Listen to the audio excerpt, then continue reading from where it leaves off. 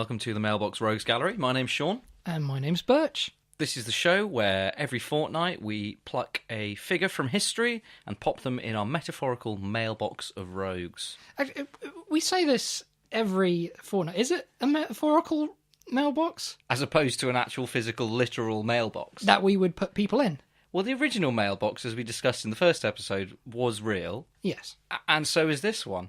And it's getting quite full at the moment. What are we on, episode 27, if I'm not mistaken? I don't know, I can't count. Yeah, okay, well, I'll just take my word for it that it is episode 27. So yeah, it's getting pretty full. Reckon we can shove one more in there? Oh, I'm sure we could get one more in there. Yeah, okay. Well, who are we going to stuff into the rogue box this week? Today, the person that we are going to be royally stuffing in the box is Bob Dylan. Dilbo.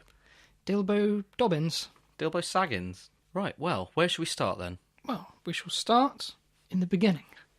Not literally Genesis. No, that's probably a good point. Because there'll be a lot of that where we don't even mention him at all, if we're going back that far. Yeah, well, there's like 6,000 years of history, practically, before you get to Dylan. Yeah, so, I mean, as the subject of this episode is Bob Dylan, it's probably best we don't go back that far. Okay, so let's start with maybe the early years of the man himself. Yeah, that's not a bad idea. Young Bob Dylan, who was not born under the name Bob Dylan. No, he was Robert Zimmerframe. Not quite right, that's Robert Zimmerman, son of Robert Zimmerframe, the inventor of the Zimmerman. That's right. Yep. Is that it? Have I got that mixed up in my head, or is that right? That's spot on. His dad, of course, famously sold Zimmermans to lots of elderly people who needed help moving about, who weren't particularly mobile. Yeah. He'd named it half after himself and half after his intended demographic, a man. Well, that's right, yeah, because he just kind of saw his surname. It's just like, well, I can't use my surname Zimmerframe. He wasn't that much of a big head. Yeah, it's like, that's a bit on the nose, isn't it? What can I change it to? Oh man. Ooh, Matt Zimmerman, that's it, yeah.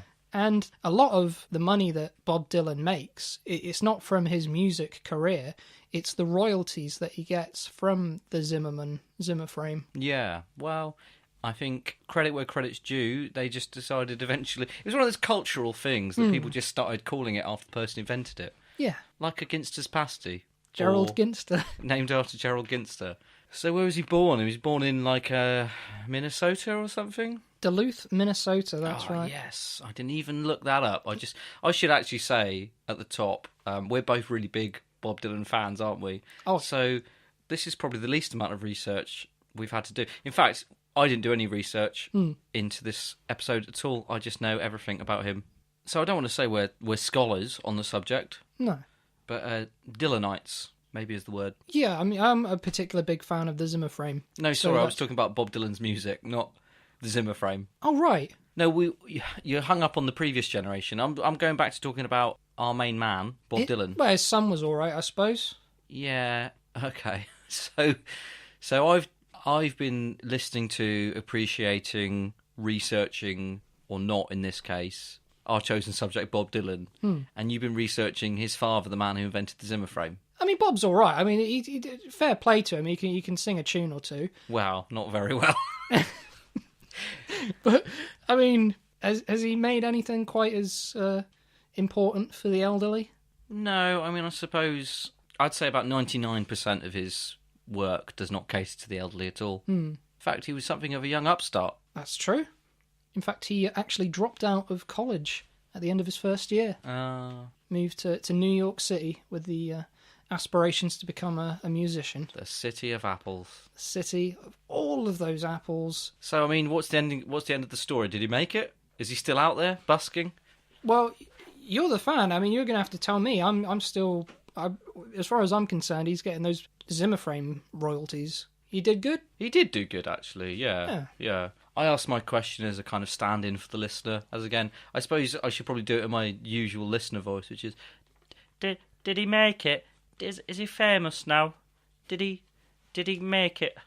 To which the answer is, yeah, he's pretty successful. And I mean, well, if that's the case, and he's been going for quite a few years, hasn't he? I imagine he can afford all the Zimmerframes and Zimmermans that he wants now. I can see that the Zimmerframe is going to become a theme of this episode. There wasn't one I was expecting, if I'll be absolutely honest. Well, all right. I'll try not to be too hung up on about it. I won't mention it. You can mention it as much as you like. It's just fascinating to me that's what your mind has been caught on. But I mean, don't take it as a critique. Oh no, it's fine. We'll talk about the son, the prodigal son. Well, I mean, what I find really interesting about Dilbo is the transformative nature of him as a person and as a character. Oh, yeah. So he had these phases that were defining of him, but also defining of the eras he was in. Early 1960s, he was a protest singer, and he had songs like Blowing in the Wind, The Times They Are A-Changing, Give Me Back My Pork Pie, Mr. Johnson. That one really hit home for me in particular. Yeah, we've discussed on a previous episode, you're a big fan of the pork pie. Love everything about the shape, the taste, it's that weird jelly. It's an aesthetic marvel, the pork pie. I don't know, I'm not such a fan. What other protest songs was he famous for? Well, early on in his career, at a very young age, there was one in particular that really caught the public imagination, particularly with the youth, and that was Can I Have My Ball Back, Please? Yes, that was something that a lot of young people could relate to. That's right, and it was quite a meek start. It was just, can I have my ball back, please? But as the song kind of progressed, because it was a really bad neighbour who was just kind of saying back to him. It was a duet that he did with Joan Baez, actually, and Joan Baez was playing the neighbour, and she'd sing back, no, you've already kicked it in here 3 times today, and... Which is a fair point. Like, I think as a young man, I really empathised with the Dylan character in this story. But as I grow older, as I mature, I start to see Baez's point of view as the neighbour, and I think that really is the beauty, the grace, the wonder of that song is that actually it's multi-layered. Absolutely, but as the song progresses, he gets a little bit more agitated. Where it's just like, give me my ball back. He's like, no, please. No, can I have? Yeah.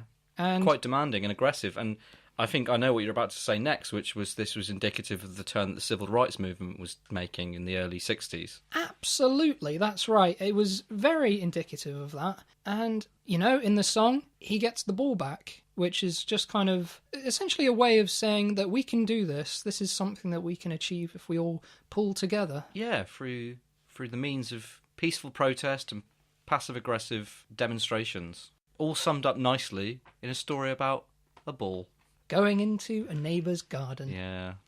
Did you have this problem with your neighbours when you were a kid? Yeah, you could say that. Yeah, quite frequently we'd have that issue of kicking a ball in a garden and then having to go ask for it back, which is probably why I'm particularly fond of that song. But I think what my neighbours particularly took umbrage with is maybe not that it was the same ball kicked over a few times over the course of a day. I think maybe it was the fact that it was several different balls that I was kicking over within a short space of time. Like footballs, rugby balls, cricket balls, beach balls. Wow, okay.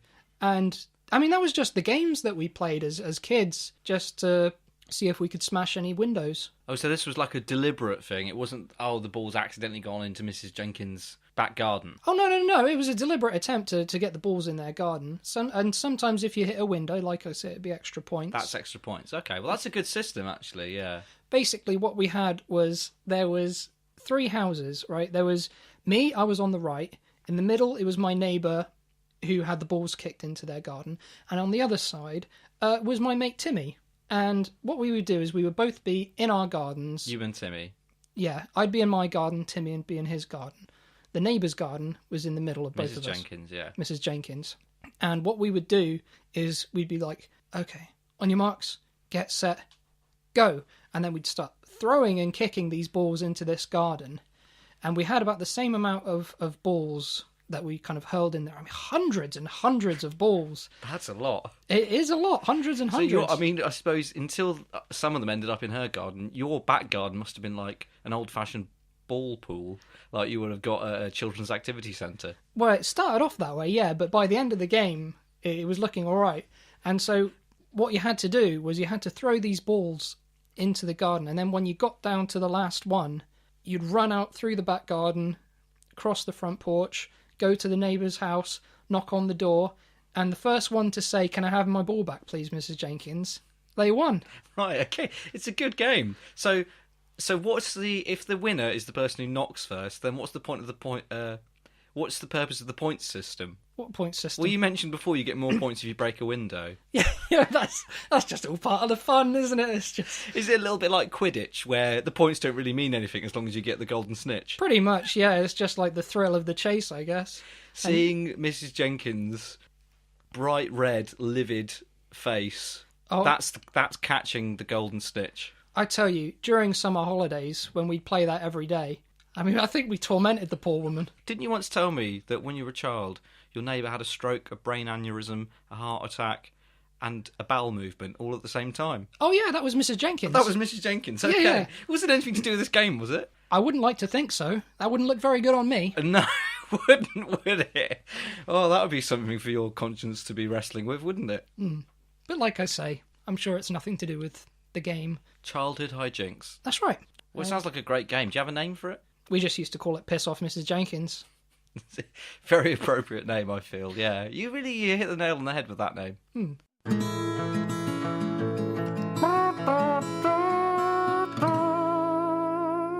In the mid-60s, he cast all of that aside. He had this folk, roots, protest movement character and following, and he cast it all aside and he went electric.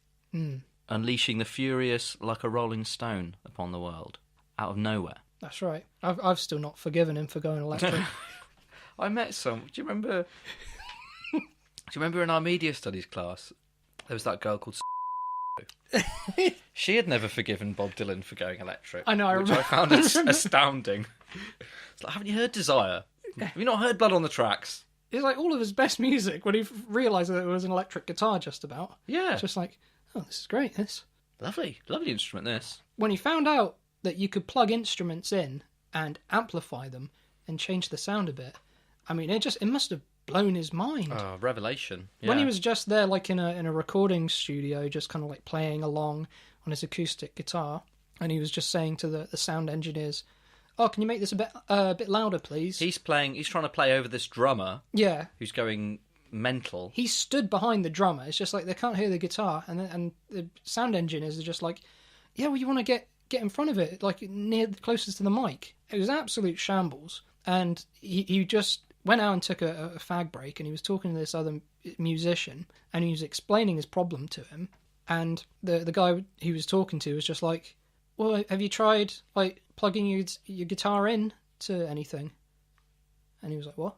What do you mean plug it in? Plug it in what? It's not a toaster. Yeah, this isn't a kettle. Plugging it in? What are you talking about?"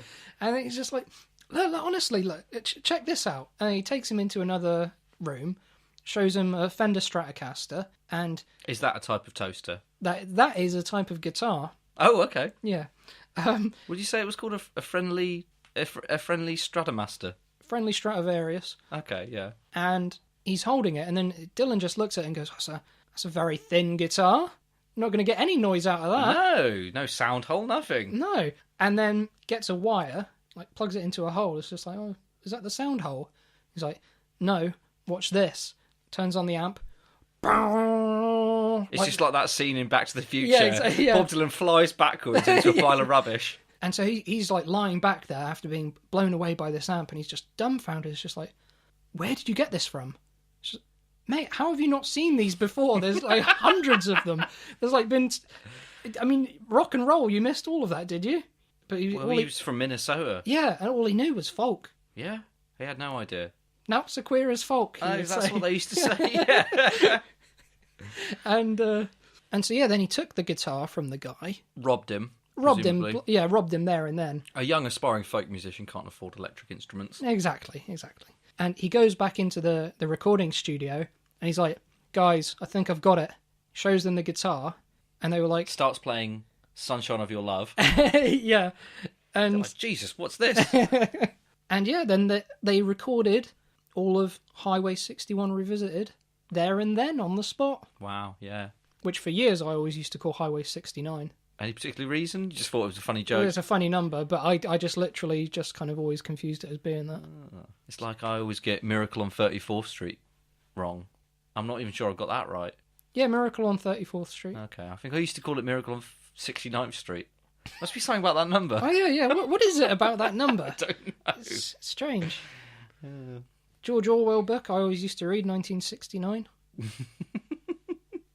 Is that De La Soul song? 69 is the magic number? Oh, yeah, that's a classic, that one, yeah. But, I mean, like, even in maths class, like, every answer to any question they'd ask is, like, 69. It's like, James, I asked you what 10 times 10 was. Just 69. I can't help it if I confuse every other number with that number.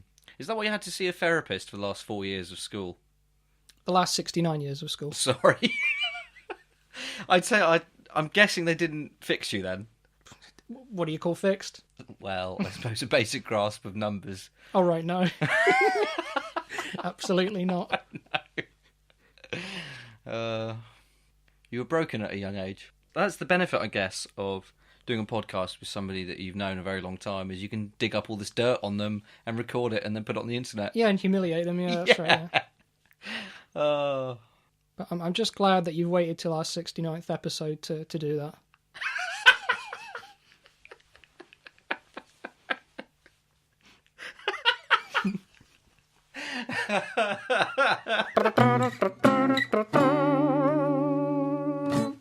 So, Dylan went electric. He did, yeah. Have you gone electric? Yeah, you got to in this day and age, yeah. Yeah, I mean, I haven't made the leap yet myself. I'm still hand cranking my car. I've still got like a fire pit in the middle of my kitchen. That's where I do most of my cooking, as you saw earlier when you came over. My alarm clock is still powered by a potato. Jesus, how do you edit the podcast? Well, I don't edit them. I thought you edited them. Well, sometimes I do, but... What, you mean you don't do some of them? There's some that you don't do, is that what you're saying? Yeah, I don't do all of them. I always thought it was about a 50-50 split. What, like taking them in turns? Well, I haven't done any of them. What?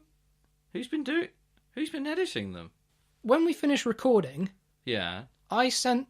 Oh, hang on. So, I mean, we've got the analogue tape reel here. Yeah. Which is powered by this foot pump, which you can hear me using. Yeah, that's right, yeah. Yeah. So after that... I'm always knackered after a recording session. Yeah. Well, I mean, you've got the foot pump, I've got the hamster wheel. I think I drew the short straw, personally. Yeah, I guess, yeah. So I guess after we finish, I just send them off to the internet. I just pop them in an envelope. Right. On the original magnetic tapes, the reels, and I just put a large postage stamp on it. Yeah, right, the internet. And just write it to, well, it's Ask Jeeves, and then that's his name, is Jeeves. I remember that from when we had computers in primary school. Yeah. And then for the address, I just put the internet, Silicon Valley, California, the world. And then sometimes I post them to Santa, just in case. Oh, yeah. Like, if I'm sending a letter to him anyway, yeah, which I do every month or so, just to stay in touch. Yeah, sometimes I might send one to him in case he wants to hear it. Yeah, it'd be rude not to, really, wouldn't it? I mean, just to kind of talk to him at the only time of year where you're expecting something in return. Yeah. Yeah. So you'd recommend going electric? Yeah, well, I mean, complete opposite to you.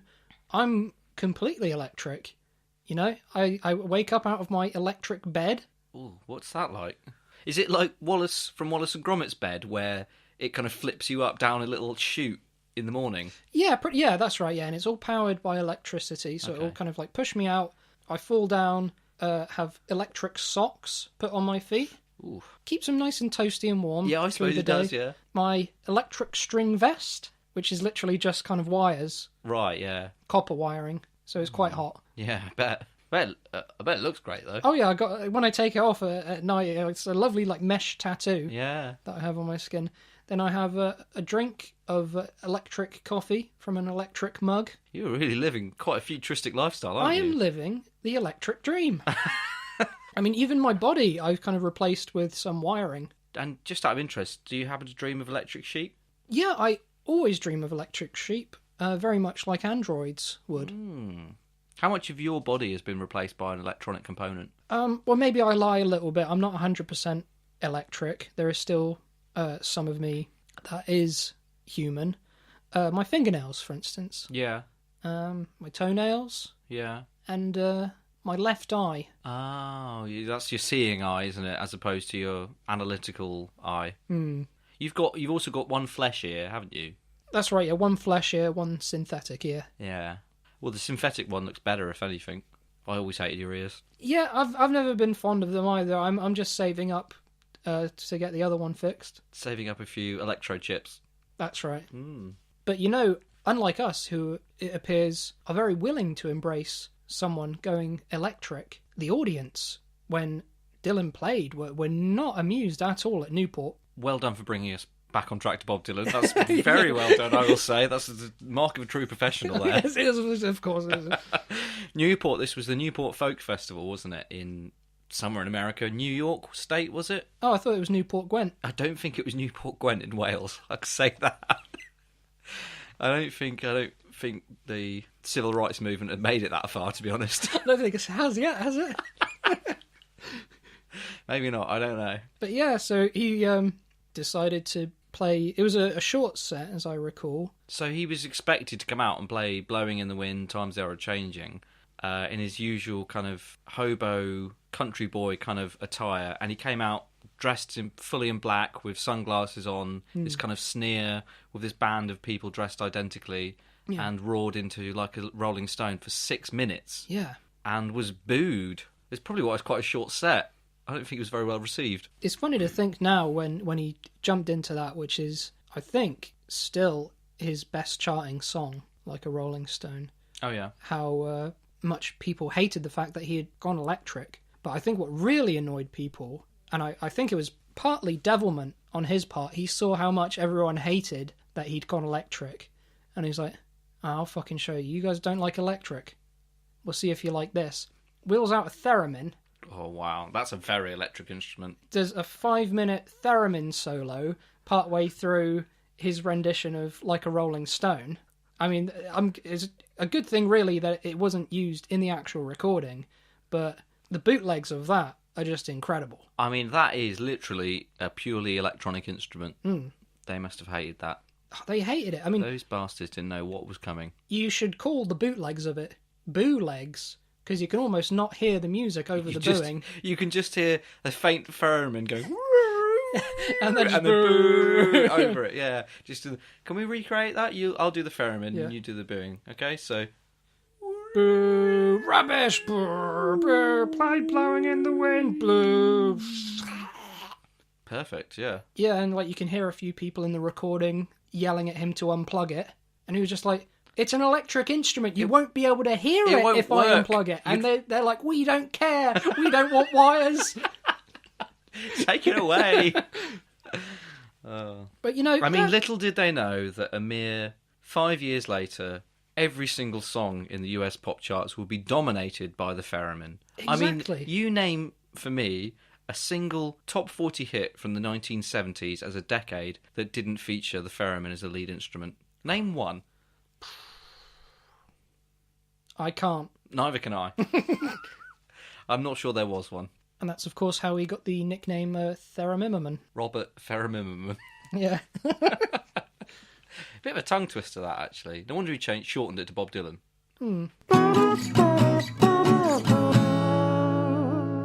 Well, for me, the next demarcation point in the career of Bob Dylan is 1966. He had a motorcycle crash and almost died, basically. Yeah. So, 62, folk superstar. 65, goes electric, starts taking loads of speed. 66, motorcycle crash, and then he just disappears. He takes a few years off, does he? Out of the public eye, at least. Yeah, I think he spent some time in Bognor Regis. Which is where a lot of celebrities and folk rock and roll mainstays go to recuperate, isn't it? That's right, yeah. It's what it's famous for, Bognor Regis, you know. Just to get away from it all. Well, you've got that lovely sea air. That's going to be really helping for any motorcycle wounds that you've got. That's right, yeah. Because if I remember correctly, the wheel of the motorbike went through his belly button and kind of came out the other side. Yeah, it was the footage of it is like really nasty. I don't even know how he's still walking, to be honest. No, neither do I. He could have ended up like that character from Disney's DuckTales, Gizmo Duck, that had a wheel instead of legs. I don't remember. No, okay, we'll forget about that. Don't worry about it. He went electric, Gizmo Duck. Yeah, I suppose he would if he's constantly on his wheel, because if he had pedals or something like that, they would just tire him out through a day. So Yeah. I guess he would have had to have gone electric. So as well as spending some time in Bognor, he recorded the famous Basement tapes with the band, which weren't released for another 9 years, I think, until 1975. It was a fair old while. And what else did he do when he had this period of time outside of the public eye? Well, he became a real Bognorite while he was there. Is this another trip to Bognor? Oh no, the second one? Or No, he stayed. He just stayed. He lived there. He lived there for a long old time. People don't really realise. And was this in the celebrity sanatorium they have there, or is this a different place? He got his own apartment. He was there for a while, and then he got to know the locals, and he just fell in love with the place, as we all do when we visit Bognor. Absolutely. But he was in a position where he could actually live there. Got a lovely little place on the seafront. That's right, yeah. Had a stand where he'd sell jelly deals. Jelly deals, and he'd also sing you a song for a tuppence. Most of the songs were about jelly deals, which wasn't great. No, that's right. As far as rock historians have reported back. But yeah, I mean, by all accounts, he had a nice little life for himself there. Found someone he fell in love with, had a nice house, and he had, of course, the jelly deal stand.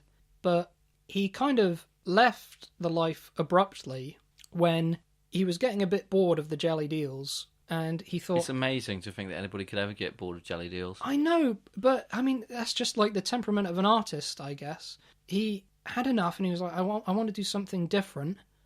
And he introduced electric eels to his stand. So it's the same thing with the music. He's gone electric, but he's done that with his jelly deal stand. The man's obsessed. He was just like, how about some electric eels? He was giving people cups of electric eel.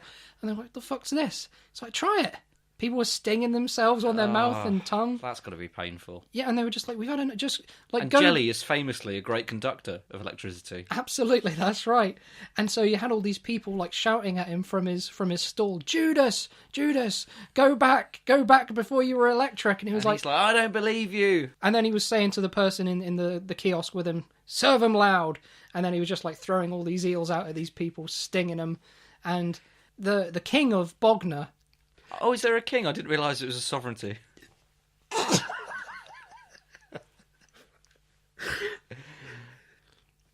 Yeah, it's a sovereignty. Yeah, the king of Bognor, he'd had enough. He was just like, right, you were doing a good job here, but we can't stand it anymore. We want normal eels, not electric eels. Which is a fair request, I would say. I think it's a very... Once you've been stung a couple of times on the tongue, you don't want to have another one. Well, you can't eat them. And that's the point of an eel stand. They're basically an edible, aren't they?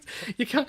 Especially if they're still alive, like his were. Oh, yeah, absolutely, yeah. Well, for the electricity. And so Dylan was like, all right, I guess I'll go back to being voice of a generation and musician. I mean, it's not a bad life, is it? But I think, and this is reflected in his later work, you really can pick up on that tinge of regret he had about having to leave Bognor. He was exiled, and I don't think he ever got over that. No, you can hear that twinge of melancholy in all of his future work. Which brings us nicely to the next chapter for me in Bob Dylan's life, which was the late 70s, when he became a born-again Christian.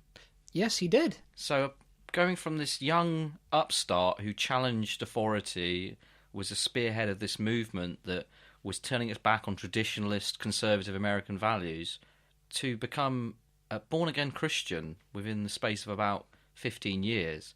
It's quite an astounding change. It's a transformation. Definitely. What I find strange, though, of all of it, is how he kind of became a Christian. I don't know so many details about this, so yeah, elucidate. So he was playing a show, a live gig. This is after he'd come back from Bognor, of course. Yeah. He was in the States again.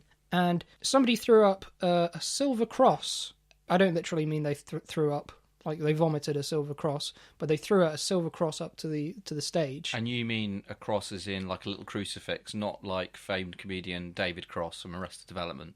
No, he wasn't there. He wasn't okay. at the gig. No. Thank you for clarifying. That's all right. And so a silver Christian cross that you might wear around your neck. And he threw it up on stage. And in his words, he said, now usually I don't pick things up in front of the stage. Once in a while I do. Sometimes I don't. But I looked down at the cross and I said, I got to pick that up.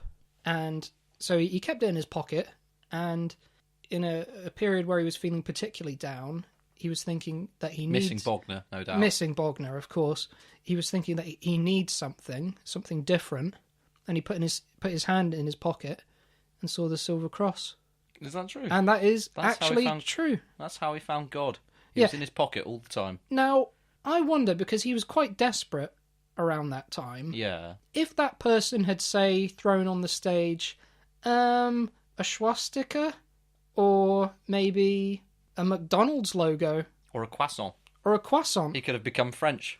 Yeah, I mean, like, how influenceable was he during that period? I mean, what could you have feasibly thrown on stage and got him doing? I suppose you could have feasibly thrown mostly anything. Imagine if someone had thrown up 3 juggling balls and he'd caught them and started doing that. He could have joined a circus. Oh, that would have been incredible. Just like... He had no idea he could juggle, but he was just like... He was in me the whole time. Babe. I mean, his live shows would have been fantastic after that. He's just there. He's got one hand and he's playing the piano and doing Blowing in the Wind, and the other hand he's juggling flaming clubs. Yeah, the only problem... And the harmonica's going. Yeah, the only problem with that would be that at any gig that he went to in the future, you just have a bunch of people in the front row with balls, just like getting ready. I bet he catches them. Oh, have you seen this? Have you seen this? It's incredible. He catches them. It's like about 15 people throwing balls over his... Before you know it, he's juggling 25 in the air. Yeah. No more. Throw the clubs. Robbie Robertson's doing all the legwork on the guitar now. Yeah. It would have been a sight to behold, but it wouldn't have done his music career any good. No, but what a showman. Oh, yeah, it would have been incredible. Do you think he could have caught them in that lovely hat he wears? Yeah, it's quite a big hat. I reckon he could have caught it in there, then threw the hat up in the air. Good fun. That's good, clean fun, that. It is, yeah, very much in keeping with his good, clean Christian values at this point, you could say. And interestingly, going back to him being a born-again Christian, he took it very literally when he decided to be born again. I think for him, the symbology of it, and this probably goes back to that cross and the symbology of that cross, that crucifix, the symbology of it was very important to him. And he's never been a man to do things by half measures, you know, apart from when he went electric and he did half the album electric and half the album acoustic. But other than that, he doesn't do things by half measures, apart from that completely literal example.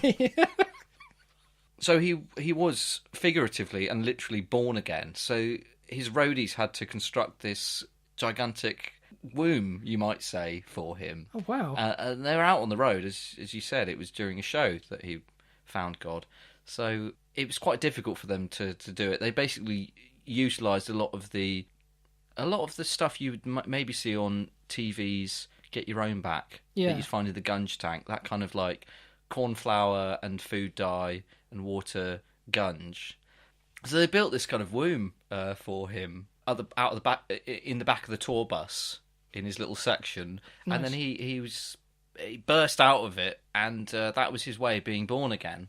And it was a very close personal ceremony. There were only about 8 to 10 journalists, as well as obviously the roadies. There were about 15 of them. Tour manager, A&R man. Yeah, well, you want to keep it familiar. Exactly, yeah. So it was a very intimate affair, and for him, I think it really solidified his relationship with God. Absolutely, and after that, with him being more open about his Christianity and his being born again, he was loving it, and he wanted to be born again every single night. And so that's how he'd enter the stage before a gig. There'd be on the stage a giant vagina that he would push himself out of, like completely naked. And I maybe got the idea for that from the Rolling Stones, for when they used to come out of the giant lips, except these lips were kind of turned on their side, weren't they? Yeah, that's right, yeah. So I think he might have even borrowed them from the same tour manager, just to save money, basically. Just they share the lips. So they took those lips, and so he'd enter the stage for every gig like that, like I say, completely naked, covered in gunk, and then he'd come out and then he'd start singing. Burst through, and of course he bursts out and opens the show with "It's all right, Ma, I'm only bleeding." Yeah. Which is a beautiful opener.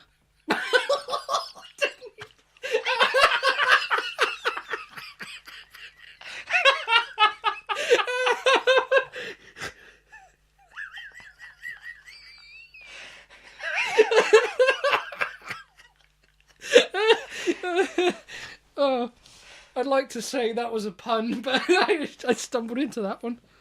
Oh, you're not taking the credit for that. I'm not. No. I think the evidence is there that that was not planned. Well,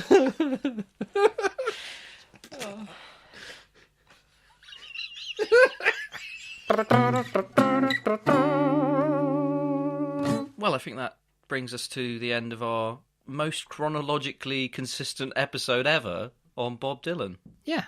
So I guess that's everything. Thank you for listening. No problem at all. Thank you you're a very good listener as well, also. Yeah, I mean, I don't think we get enough credit for our listening. I mean, we both do this podcast, we've been going a while now, and we get a lot of credit for our talking, but never our listening. It's a crying shame. You're one of the best listeners I know. Oh, well, right back at you. See how we just listened to what each other said and responded. Yeah. So the people who are listening to this, take something from that. And we can listen to you if you have anything to say about the podcast. You can contact us by email, mailboxroguesgallery@gmail.com. You can catch us on Twitter @mailboxrogues. Yeah, you can get us on Facebook @mailboxroguesgallery. And you can listen to us. See what I did there? Little callback. You can listen to us on YouTube, Podbean, and iTunes. And if you're on iTunes and you happen to enjoy the episode, then why not leave us a rating and a review? I'll tell you why. Because it all helps to make the podcast more popular for us. Not just for us, for everybody. Yeah, I mean, that's what the world wants at the end of the day. Us to succeed. I've always felt that in my bones. Yeah. Destined for greatness. Mm. Obviously, we've chosen the best medium for that. Definitely. Not an oversaturated medium at all. Exactly. So, with that, from one trailblazer, Bob Dylan, to us, two trailblazers, I guess that about wraps it up. I've been Burch. I've been Sean. Toodles. Goodbye.